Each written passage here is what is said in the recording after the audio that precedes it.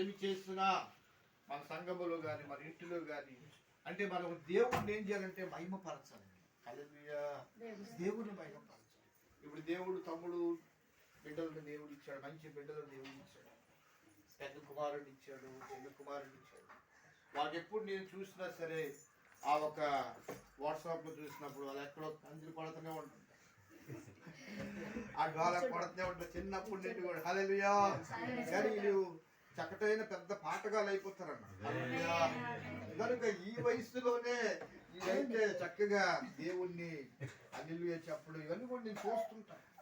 అయితే తమ్ముడు కూడా ఎంత చక్కగా ఎవరైతే ఒక నేర్పించరు కానీ చిన్నప్పటి నుండి దేవుణ్ణి సన్నిధానం ఉండడానికి దేవుడు ఆ ఒక్క మంచి ఆలోచన ఇచ్చి మంచి ఉద్దేశాన్ని ఇచ్చి బిడ్డల్ని పిల్లలు పెంచాలి.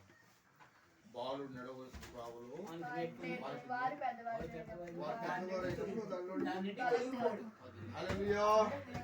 గనుక ఇప్పుడు నుండే మరి దైవజనులు తన బిడ్డల్ని దేవుడి మందిరంలో ఉంచడము మరి ఇలాగా నేర్పడం చాలా గొప్ప సంగతి. హల్లెలూయా, మా బాబు కూడా ఉన్నాడు, నేను కూడా సేమ్ ఇలాగే చిన్నప్పటి నుండి కజ్జరి కొట్టడం కానీ దేవుణ్ణి స్తుతించడం కానీ అదే అలవాటు అయిపోయింది ఆడికి కూడా. హల్లెలూయా, కానీ ఆడికి జాన్సన్ అని పేరు పెట్టాను, తర్వాత ముద్దు పేరు వరం అని పెట్టానండి. హల్లెలూయా, అంటే దేవుడు ఇచ్చిన వరం, కృపావరం. ఆడి వరమే కానీ నరం అయిపోయాడు. హల్లెలూయా, అంటే తిండు. అదే చిన్నప్పుడు తినిపించేవాడిని, ఇప్పుడు ఏం చేస్తాడంటే వాడు సాధారణంగా తింటాడు కానీ మనం కొద్దిగా పెడితేనే అలా అలవాటు, చిన్నప్పటి నుండి అలవాటు. వరంగానే ఎలాగైపోయాడమ్మా, నరం అయిపోయాడు. హల్లెలూయా, అంటే సన్నగా అయిపోయాడు. హల్లెలూయా, కనుక చక్కగా నేను కూడా చిన్నప్పటి నుండి కూడా దేవుళ్ళు స్తుతించడము, దేవుళ్ళు మహిమపరచడం, ఇంకా మన బిడ్డలు దేవుళ్ళు ఉండడం గొప్ప సంగతి. బైబుల్లో మనం చూస్తే మరి దైవ సేవకులు కానీ మాకు ఆయన తెలియదు లేదు.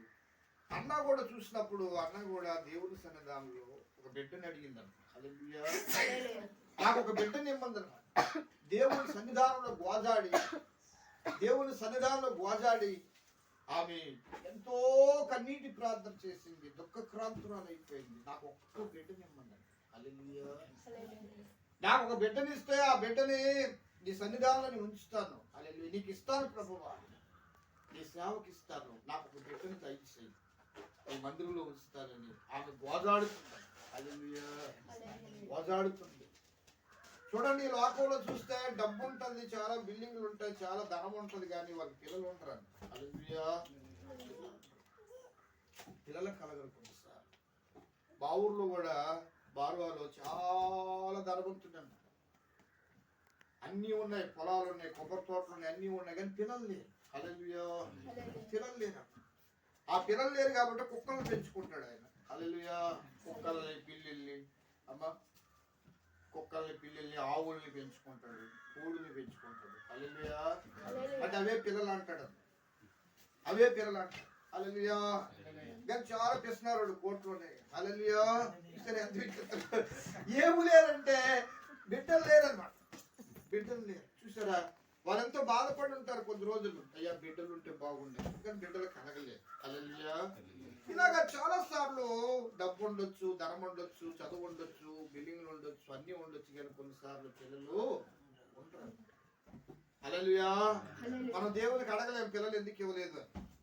మనకు ఒకవేళ ఏమీ లేకపోయినా సరే దేవుడు మన సంతానాన్ని దేవుడు ఏం దీవిస్తాడు, మన పిల్లలను దేవుడు ఇస్తాడు. అలాగే దేవుడు తన సేవకుడికి 2 కొడుకులు దేవుడు ఇచ్చాడు. హల్లెలూయా, అంటే మన పాస్టర్ గారు. హల్లెలూయా, అద్భుతంగా వారిని దేవుళ్ళు ఎదగడానికి వారి కొరకు ప్రార్థన చేయమని చెప్తున్నాడు. హల్లెలూయా, అయితే అన్న కూడా దుఃఖక్రాంతురాలైన ఒక బిడ్డను అనుగ్రహించి ప్రభువా అని ప్రార్థన చేశాడు. కానీ ఒక రోజు దేవుడట 2వ అధ్యాయము 22వ వచనంలో 21వ వచనంలో యెహోవా హన్నాను దర్శింపగా ఆమె గర్భవతి అట 3 కుమారులను 2 కుమార్తెలను కనెను. ప్రార్థన చేసింది దేవుని సన్నిధానంలో మొరపెట్టింది. ఒకటే ప్రార్థన. మీరు కూడా వినాలి, ఒకటే ఒకటే ప్రార్థన, నాకు ఒక బిడ్డను దయచేయి ప్రభు అని ప్రార్థన చేసింది.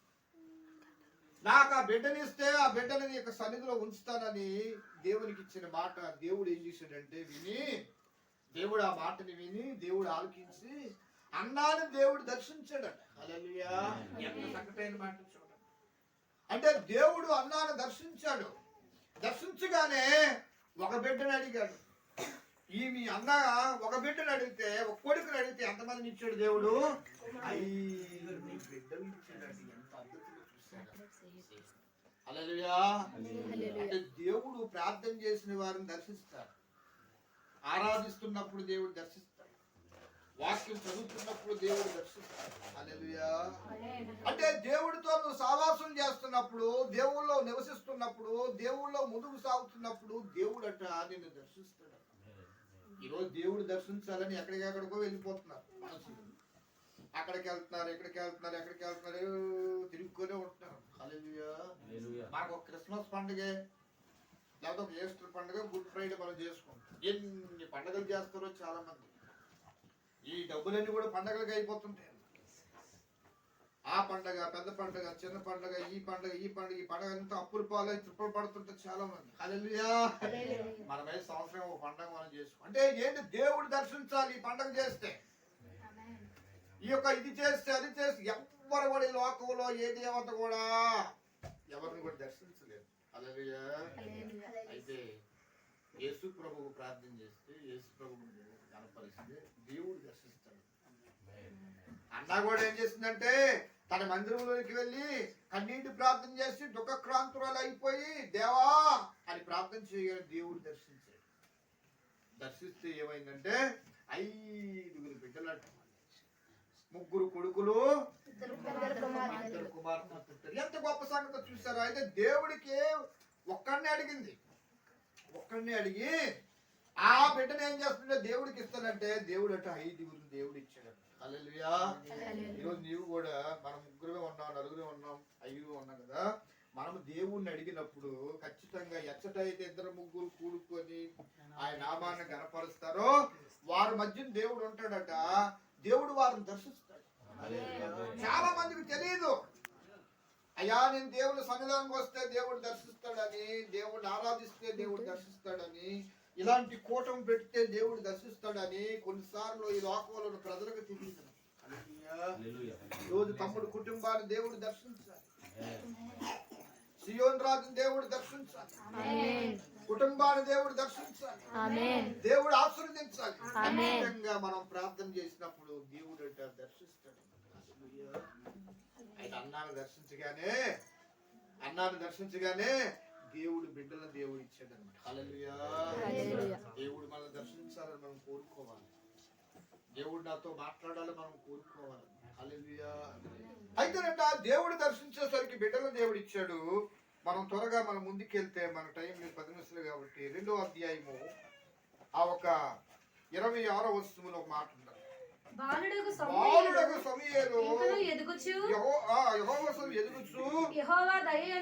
యెహోవా దయయందును మనుషుల దయయందును వర్ధిల్లుచుండెను. ఒకసారి చప్పట్లు కొట్టండి అందరూ. హల్లెలూయా! చూసావా? బాలుడైన సమూయేలుట ఏం చేశారమ్మా? యెహోవా దయయందును మనుషుల దయయందును ఇంకను మనుషుల దయయందును. హల్లెలూయా!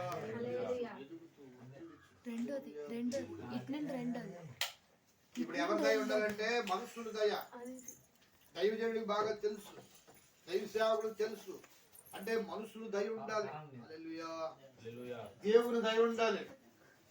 దేవుని దయ, మనుషుల దయ ఉండి ఆయనట దేవుని సన్నిధానంలో ఏమవుతున్నాడమ్మా? ఎదుగుతున్నాడమ్మా. అంటే పెద్దోడు అవుతున్నాడు, వర్తిల్లు అవుతున్నాడు, ఎదుగుతున్నాడు. హల్లెలూయా!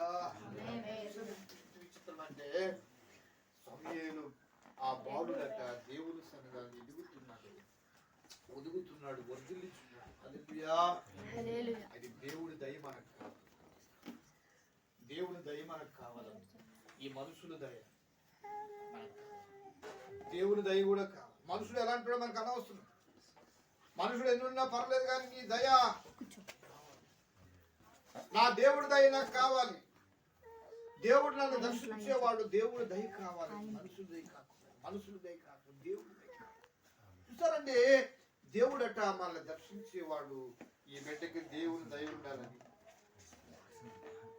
మనుషులు దయ ఉండాలని, వర్ధిల్లాలని మనం ఏం చేయాలంటే ప్రార్థన చేయాలి. హల్లెలూయా. యోహాను సువార్తలో మనం చదువుది కానీ 1వ అధ్యాయంలో సంతోషించారు. అంటే సంతోషించారంటే యోహాను పుట్టినందుకు అన్నమాట. హల్లెలూయా. 1వ అధ్యాయం 17వ వచనం అనుకుంటాను. అనేకులు సంతోషించారు. హల్లెలూయా. యోహాను ఎలా పుట్టాడు తెలుసా? ఏలి ఆత్మ పరిశుద్ధాత్మతో నింపబడి పుట్టాడు. సంతోషము, తన పుట్టినందుకు సంతోషించారంట. హల్లెలూయా. ఈ రోజు తమ్ముడు తన కొడుకు పుట్టేసరికి, సియోన్ రాజు పుట్టేసరికి ఎంత ఆనందం. ఇప్పుడు కూడా ఆనందం. ప్రార్థనకు వచ్చి, మీటింగ్స్ వచ్చి చర్చ ఆనందం, పిల్లలు చాలా సంతోషం. హల్లెలూయా. యోహాను పుట్టినప్పుడు కూడా ఎంతో అనేకులు సంతోషించారట. హల్లెలూయా. మన బిడ్డను బట్టి మనం సంతోషించాలి, మన కుటుంబం సంతోషించాలి. మీ అత్తగారు, మీ నాన్నగారు, మీ అమ్మగారు, మీరు అందరూ కూడా ఏం చేయాలంటే మన బిడ్డను బట్టి సంతోషించాలి. హల్లెలూయా. ఆ రోజు యోహాను పుట్టేసరికి అందరూ సంతోషించారు. దేవుడు హల్లెలూయా. చూడండి, కీర్తనలో నేను ఊహించేస్తున్నాను. కీర్తనలో చూస్తే 149వ కీర్తనలో అక్కడ ఒక మాట ఉంటుంది, ఒక అద్భుతమైన మాట. 2వ వచనం అనుకుంటా. ఇశ్రాయేలీయులు తమను పుట్టించిన వారిని బట్టి సంతోషించుదురుగాక. సియోను తన రాజును బట్టి సంతోషం. దేవుడు నాకు బిడ్డలు ఇచ్చారు, సంతోషం. హల్లెలూయా. కుమారుడికి సంతోషం. ఇశ్రాయేలట తను పుట్టించిన దేవుని బట్టి ఎంతో సంతోషించారట. హల్లెలూయా. నువ్వు పుట్టించిన దేవుడిని బట్టి మనం ఏం చేయాలంటే సంతోషించాలి. నాకు పుట్టించిన దేవుడు ఒక ఆయన ఉన్నాడు, నాకు కలుగు చేసిన దేవుడు ఒక ఆయన ఉన్నాడు. సియోను రాజు, ఆ రాజును బట్టి, సియోను రాజును బట్టి మనం ఏం చేయాలి? సంతోషించాలి. హల్లెలూయా.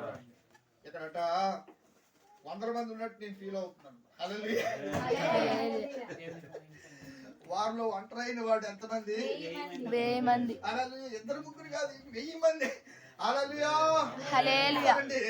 అక్కడ రాయబడింది, తను పుట్టించిన దేవుని బట్టి మనం ఏం చేయాలంటే వాళ్ళ ఇశ్రాయేలు ప్రజలు సంతోషించారు. నన్ను పుట్టించిన దేవుడు నువ్వు ఉన్నావు, నాకు ఆహారం ఇచ్చిన దేవుడు నువ్వు ఉన్నావు, నాకు ఆయుష్ ఇచ్చిన దేవుడు నువ్వు ఉన్నావు, నాకు ఆనందం ఇచ్చిన దేవుడు నువ్వు ఉన్నావు నాయన అని వాళ్ళు సంతోషిస్తున్నారు. సియోను రాజును బట్టి అంట వారు సంతోషిస్తున్నారు. కనుక మన దేవుడిని బట్టి మనం సంతోషించాలి, మన ప్రభువుని బట్టి మనం ఆనందించాలి. ఇంత గొప్ప దేవుడు నీకున్నాడు, కొంతంత దేవుడు నీకున్నాడు. నీ ఆయుష్కాలను పొడిగించే దేవుడు, నీకు ఆరోగ్యం ఇచ్చే దేవుడు, నీ పిల్లల దేవుడు జీవించిన దేవుడు మనం కలిగి ఉన్నాం. యోగాలు పుట్టినందుకు అనేకులు సంతోషించారు. ఇశ్రాయేలు తన దేవుడిని బట్టి వాళ్ళు ఏం చెప్పారంటే సియోను రాజును బట్టి సంతోషించారు. తమ పుట్టించిన దేవుడిని బట్టి ఎంతో సంతోషించారు. ఈరోజు మనం కూడా సంతోషించాలి.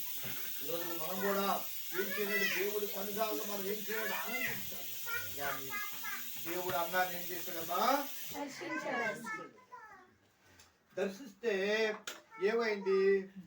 దేవుడు సన్నిధానంలో, దేవుని సన్నిధానం ఏం చేస్తుంది? ఎదుగుతూ మనుషులు లేదు, దేవుడు దయవద్దు. హల్లెలూయా. అయితే ఇప్పుడు దేవుడి దయ సియోను రాజుకి కావాలి, ప్రభు దయ సియోను రాజుకి కావాలి. హల్లెలూయా. మనం లూకాసు సువార్తలో ఒక మాట చూస్తే మనం అయిపోతుంది కానీ టైం అయిపోతుంది కానీ అక్కడ 2వ అధ్యాయము 40వ వచనం ఉందమ్మా. అక్కడ ఒక మాట ఉంది. ఏం మాట ఉందంటే, బాలుడు జ్ఞానముతో జ్ఞానముతో ఎదిగి బలము పొందుచుండెను, దేవుని దయ ఆయన మీద నుండెను. ఎంత గొప్ప సంగతి. ఈ బాలుడు, ఈ బిడ్డ జ్ఞానముతో ఎదుగుచున్నప్పుడు దేవుని దయ అంటే ఖచ్చితంగా మన మీద ఉంటుందంట. హల్లెలూయా. ఇప్పుడు మనం దేవుని దయ కావాలని మనం ప్రార్థన చేయాలి. అయ్యా నీ దయ నాకు ఇవ్వా, నీ కృప నా మీద ఉంచు నాయనా, నీ దయ నా మీద దేవా, నీ జ్ఞానంతో ఎదగాలి, అభివృద్ధి పొందాలి. లూకాసు వార్త చూస్తే 52వ వచనం మాట, యేసు జ్ఞానం వయస్సునందును వయస్సునందును దేవుని దేవుని దయందును మనుషుల దయయందును మనుషుల దయందును వర్ధిల్లుచుండును. యేసయ్యా మనుషుల దయ జ్ఞానమందు జ్ఞానమందు వయస్సు వయస్సు వర్ధిల్లుచుండును. హల్లెలూయా. యేసయ్య కూడా హల్లెలూయా. మరి మనుషుల దయందు దేవుని దయందు మనము కూడా దైవ సేవకుల దయ ఉండాలి, మనుషుల దయ ఉండాలి, పెద్దల దయ, ప్రభు దయ ఆ దయగలిగిన దేవుడు దీవించాలని మనం ప్రార్థిస్తాం. అయితే అన్న ఒక బిడ్డను అడిగితే ఎంతమంది ఇచ్చడం దేవుడు? 5గురిని. హల్లెలూయా. హల్లెలూయా. అన్నాను దేవుడు దర్శించాడు. ఈ సమయమందు సియోన్ రాజుని దేవుడు దర్శించాలని, దేవుడు కృప చూపాలని, దేవుడు ఆశీర్వదించాలని మనం కూడా ప్రార్థన చేయాలి. మనకి ఇచ్చిన టైం అయిపోయింది. మనందరూ తలలు వంచి కళ్ళు పోసుకొని